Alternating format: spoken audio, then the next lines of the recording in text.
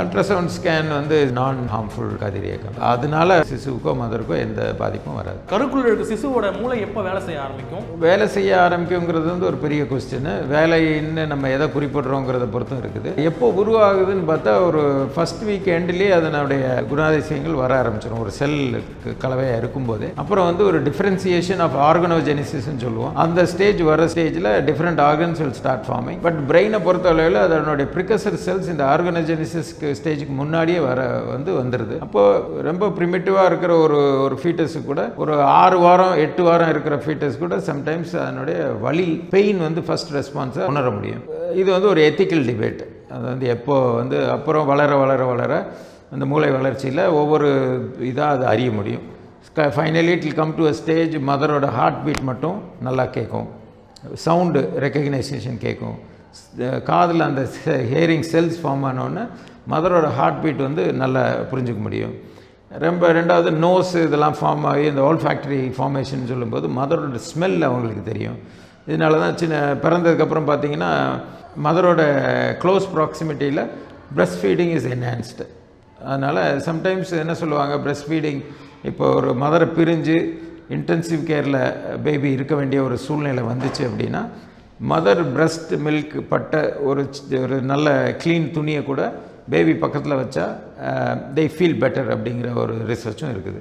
So மதரோடைய smell நல்லா அவங்களுக்கு தெரியும். ஸோ இதெல்லாம் பார்க்கையில் வந்து ஒரு 6 to 8 வீக்ஸ்லேருந்தே உணர்தல் ஆரம்பித்த ஸ்டேஜிலேருந்தே வந்து பிரெயின் வேலை செய்யுதுங்கிறது அர்த்தம். இப்போ இன்னொரு முக்கியமான பிரச்சனை என்ன அப்படின்னா சார், குழந்தை பிறந்ததுக்கு அப்புறமா தாய்மார்கள் வந்து ஒரு கண்டிஷன்ஸ்க்கு ஆளாகிறாங்க. டிப்ரெஷன் வந்து குழந்தைக்கு பால் கொடுக்காம தவிர்க்கிறது, ஸோ குழந்தையை பார்த்தாலே அவங்க விலகி போகிறது, அது அதோட சவுண்ட் கேட்கும்போது ஒரு மாதிரி டிப்ரெஷன் ஆகிறது, அந்த மாதிரி ஒரு சூழ்நிலைக்கு தள்ளப்படுறாங்க. அதுலேருந்து மீண்டு வர்றது எத்தனை பேர், அது ஏன் ஏற்படுது அந்த பிரச்சனை? இது வந்து நீங்கள் கேட்குற கண்டிஷன் வந்து போஸ்ட்நேட்டல் டிப்ரெஷன் சொல்கிற ஒரு கண்டிஷன். இன்னும் இது வந்து ஃபுல்லாக ஏன் நடக்குதுங்கிறதுக்கு வந்து ஆனால் ஃபுல் அறிவியல் ரீதியான ஒரு அண்டர்ஸ்டாண்டிங் கிடையாது. பட் இது வந்து ஒரு டிரான்சியன்ட் ஃபேஸ்ன்னு தான் சொல்லுவோம் மோஸ்ட் ஆஃப் த பீரியட். இதிலேருந்து ஒரு 99% of them can come out எனக்கு தெரிஞ்ச ஒரு இதில். போஸ்ட்நேட்டல் டிப்ரெஷன் ஏன் வருது அப்படிங்கிறது வந்து ஒரு பெரிய ரிசர்ச்சு. பார்த்திங்கன்னா chromosomes of the foetus can imbibe, அதாவது மதரோட மூளையில் வந்து போய் டெபாசிட் ஆகலாங்கிறதுக்கு ரிசர்ச் இருக்குது.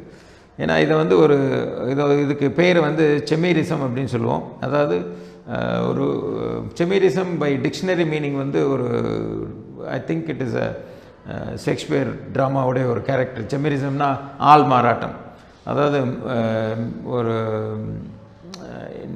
இல்லாத ஒரு மனுஷனை வந்து நான் தான் அப்படின்னு ஆள் மாறாட்டம் பண்ணி காட்டு. அப்போ பேபியோடைய ஃபீட்டல் குரோமோசோம்ஸ் வந்து can go and get deposited in mother's brain. So நம்ம இந்த பாண்டிங் சொல்கிறோம் இல்லையா, மதர் வந்து பாண்டிங் ஸ்டேஜில் அனிமல்ஸ்லேயே பார்த்தாலும் அந்த மதர் வந்து எங்கேயுமே இல்லாத ஒரு ஃபியர்ஸ் ஃபோர்ஸ் வந்துடும் பேபிஸ் இருக்கும்போது.